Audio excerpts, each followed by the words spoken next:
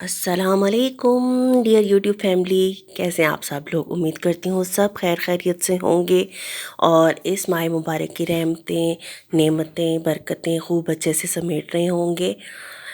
तो जी, welcome back to another vlog.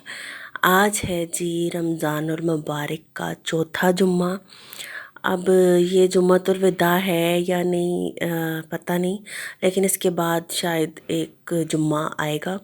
तो मेरी तरफ से आप सबको जुम्मा मुबारक बहुत बहुत। तो ये जी, हाँ, मैं जुम्मे की तैयारी कर रही थी, वकास के कपड़े इस्त्री कर रही थी और अपने कपड़े भी मैंने इस्त्री कर लिए थे। तो जुम्मे की तैयारी शुरू हो गई थी। ये देखें जी, ये मेरा ड्रेस है और ये वकास का ड्रेस है। ये वाला जो ड्रेस है ये मैंने पिछले किसी एक व्लॉग में दिखाया भी है कि अम्मी ने मुझे गिफ्ट किया था। तो ये मैंने खुद ही स्टिच किया है घर में। तो ये जी, मैं आपको दिखाने की कोशिश कर रही थी कि ये इस तरह का मैंने स्टिच किया है, लेकिन बस कोई प्रॉपर स्पेस ना होने की वजह से समझ नहीं आ रहा था कि कैसे दिखाऊं। तो ये बस प्लेन सा ही मैंने सिलाई किया है। तो ये आज मैंने जुम्मे के दिन पहले, तो ये जी, हाँ, मैं अब जुम्मे की नमाज़ पढ़ने लगी थी।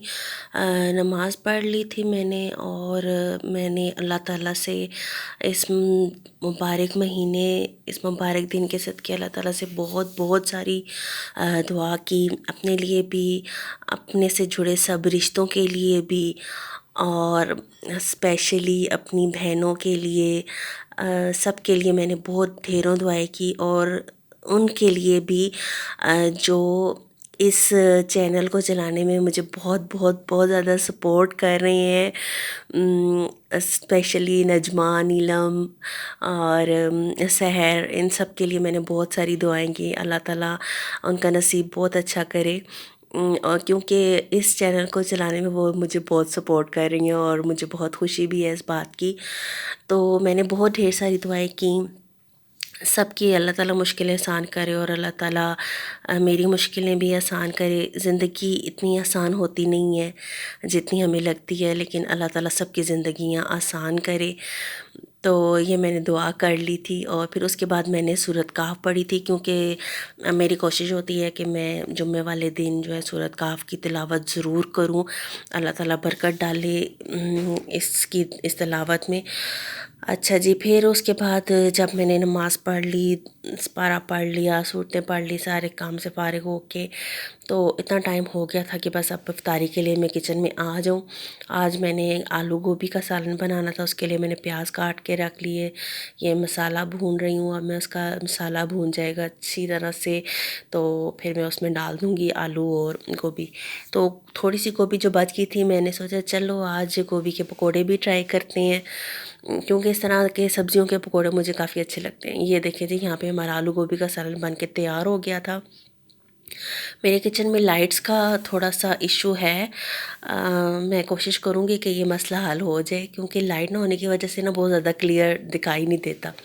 तो ये जी, मैंने पकोड़े बनने के लिए रख दिए थे और अफ्तारी का टाइम हो गया, टेबल सज गया। मैंने आलू बूंदी की चाट बना ली थी, फ्रूट अल्हम्दुलिल्लाह काट लिया था, पकोड़े बन गए थे, रूह अफ़ज़ा बन गया था। अल्हम्दुलिल्लाह, अल्लाह का लाख लाख शुक्र है कि अल्लाह ताला ने हमें इस काबिल किया कि ये टेबल जो है वो इफ़्तार के टाइम पे माशाल्लाह से सज जाता है। अल्हम्दुलिल्लाह, शुक्र है अल्लाह का। हम जितना अल्लाह का शुक्र अदा करें कम है, लेकिन अल्लाह ताला अपने बंदों को बहुत नवाजता है। यहाँ जी इफ्तारी हो गई थी, मैंने चीज़ें समेट ली थी और जो थोड़ा बहुत रह गया था वो रखा हुआ था कि साथ साथ खाते रहेंगे। और ये जी किचन के हालात हैं इफ्तार के बाद के। लेकिन सबसे पहले जी चाय टाइम, क्योंकि चाय के बगैर तो सवाल ही पैदा नहीं होता कि अगला कदम भी उठाया जाए। तो ये जी, मैंने चाय बनने के लिए रख दी थी। अब चाय बनती है, चाय पी के तो ही हम बाकी किचन के समेटने की तैयारी करेंगे। चाय उबल गई है, इसमें अब मैं डालूँगी दूध। दूध ये देखें जी, चाय का कलर कितना अच्छा आया है ना।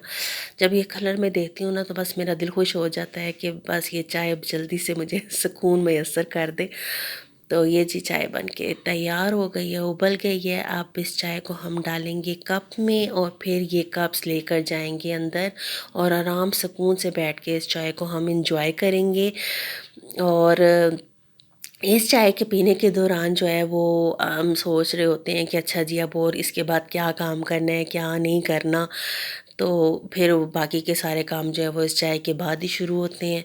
तो मैं सोच रही थी कि बस ये चाय पी लूँ तो उसके बाद मैं किचन के बर्तन कम से कम समेट लूँ। ये देखें जी, भाप उड़ाती हुई चाय सुकून दे रही होती है।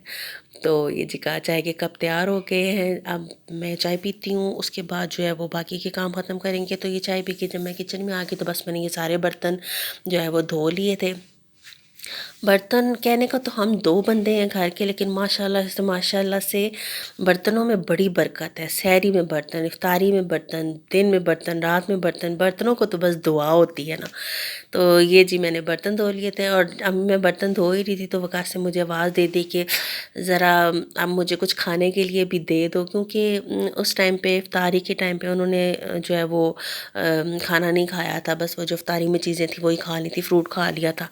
तो जब ये बर्तन धोने के टाइम पे उनकी आवाज़ आ गई तो मैंने कहा अच्छा चले मैं बर्तन धो के फ़ारिग होती हूँ तो फिर मैं आपको खाना बना देती हूँ। तो ये बस मैं वो बर्तन धो रही थी और साथ साथ बाकी की चीज़ें भी मैंने समेट ली थी।